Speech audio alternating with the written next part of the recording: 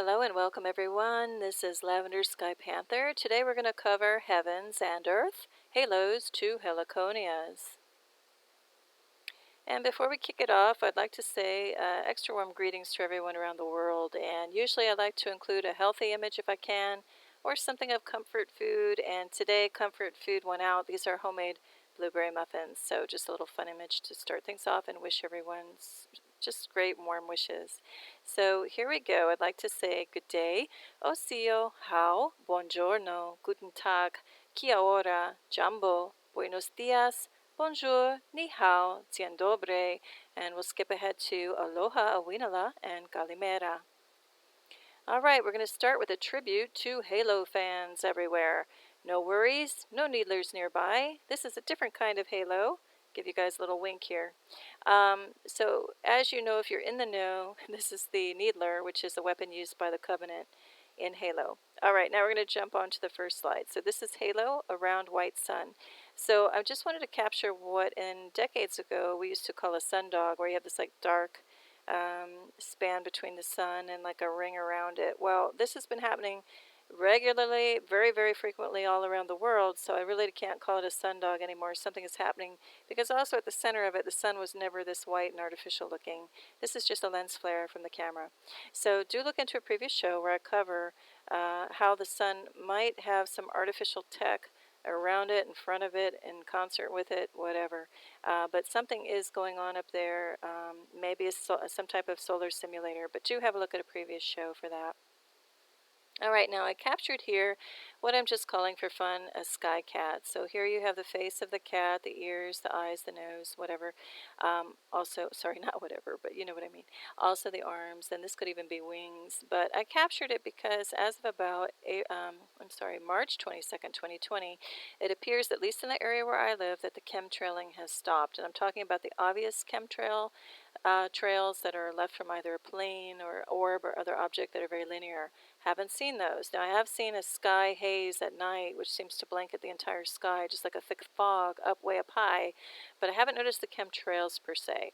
So this is reminiscent of clouds of the past, where they're puffy and white, and we can pick out different, shapes and images, and as the clouds change, they morph into other shapes. So you might be able to say, like, oh, look, it's a dragon. Oh, no, now it's a castle. Oh, there's a Dalmatian. That kind of a thing. Now, the only difference with this is it's really low in the sky, so I don't know what's happening there, but I do give my thoughts on that in other shows. All right, then later on April 6, 2020, close to 8 p.m. looking east, this storm kind of spontaneously broke out. No rain was involved, just these dark clouds sprang up, and you can see it was still blue sky in places. But anyway, a very pronounced chevron emerged. Now, this could be a combination of two clouds, but it moved together as one. It just looked very odd. So to me, it felt like structure, very coolly and evenly moving along in the sky. But you be the judge on that one. You see what your thoughts are on it. Okay, now on April 8th, 2020, looking east at 8 p.m., again, like this, here's this spontaneous breakout of dark cloud amidst very sunny cloud happening, again, this is looking east at 8 p.m., so it should not be this blue, and there shouldn't be this, like noontime sun shining down on the clouds. It was very odd. But what really struck me as very strange was this formation here. It's, don't know how that occurs in nature, and so if this is not kind of crafts cloaking in here, I'm not sure what that is, and I'd really love to know how that even forms if it's not. But you be the judge. Here we go, another clouds or crafts question. This is on April 4th, 2020 at 7:25 p.m. looking northwest. I just took it because there's this blanket of cloud and then these little breakaway things, so I thought, what's going on there? Also, if you notice, it seems like there's a triangular cloaking craft here, perhaps. But anyway, as I zoomed in, I noticed, wow, these are kind of regular structure and look very delta-like to me, very triangular shaped, see? So I zoomed in here just as an example and played around with the contrast a bit, and there you go. Very delta, wing-like things. To me, those are crafts, but it's up to you to decide as well. All right, then I'm looking at blue skies are back because I was so happy to see our nice blue skies again. And again, this is on April 4th, 2020. And as I mentioned, on March 22nd, I believe the chemtrails went away. But then the very next day, on April 5th, I'm like, oh no, no more chemtrails. But This did not feel like a chemtrail to me. It was running from the north in a big arc all the way to the south. It just felt like something else. I know this kind of looks wispy, but it has a different feel than chemtrails. And then here's the moon shining already. These clouds look just very odd. Little things are happening in here. I'm not sure what's going on. Just thought I should note it.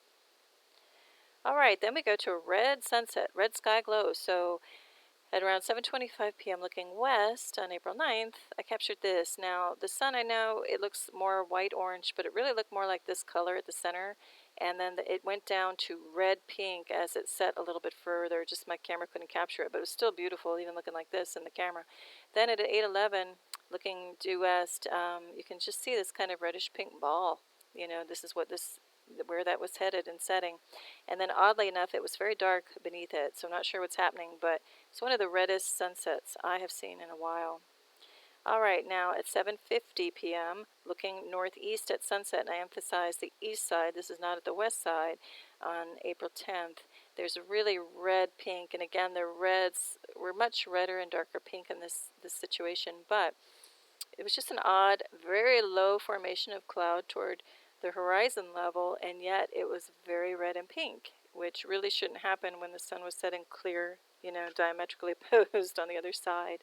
Now, I do have a prior show that talks about red tinged sky, why you may want to have a look there, just to come up with where some of these colors coming from. And as always, if you guys have any better perspectives or interesting insights on the whole situation of whatever I cover, feel free to include it in the comment section. We are open to looking at all kinds of perspectives and getting to the truth on what's happening in our skies. All right, now to change things up a bit, this is the moon at about 91%, 3 days prior to full moon. And I just want to give a little thanks out to some friends, you know who you are, who helped show me this little method here, snapshot method. So if you have low to no tech, I have very old phone and a really old tabletop telescope equipment to work with, but it was still enough to capture some fairly decent shots. Sure, they're not crystal clear, but they're pretty darn good.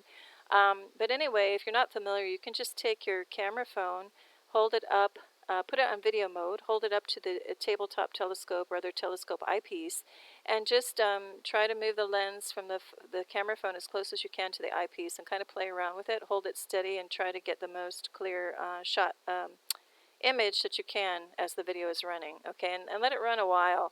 Then you turn off the phone, turn it back on again, play back your video, and then just kind of find the frame where you have the clearest image and you take a screenshot. So that's all that was done here. So this is just for anybody starting out like I am, just looking up at the sky at night. These are interesting things you can do. So this was on April 5th, 2020 at 9:15 p.m. And I hope to do some more night, you know, kind of night explorations with better equipment soon. All right, now, as you know, if you've watched any of the other videos, and if not, welcome again. I like to close the show with something showing nature or something interesting in general, you know, whatever strikes me as inspirational at the time that I record these shows. So here we have a heliconia, and the etymology of it is Mount Helicon in Greece. This is it. And it's the seat of the Muses, the 9 goddesses of the arts and sciences from Greek mythology. So I don't really see a direct correlation in appearance to this, but anyway, that's the etymology of it. So these things, they refer to them as lobster claw. This is also called a bract. And this bract has little flowers, nectar-filled flowers in there. And so small birds and hummingbirds, you know, can fly around and get these. Now, it has to be a small bird because these leaves are really dense, and they kind of remind you of a banana leaf, and something small has to be able to maneuver in here to get to that. Anyway, it just seemed like an appropriate image to close on because we've got the red, and the orange, and the yellows, reminding me of that's evoking the sunset from the previous image. Okay, well, we're going to close now. Thank you for landing here a while. I appreciate your time. If you made it through the video, especially the whole thing, thank you. And if you're returning, that's wonderful. Thank you again. And I'd like to note that this is a scarlet macaw. As you know, there are many varieties, blue and gold and other ones.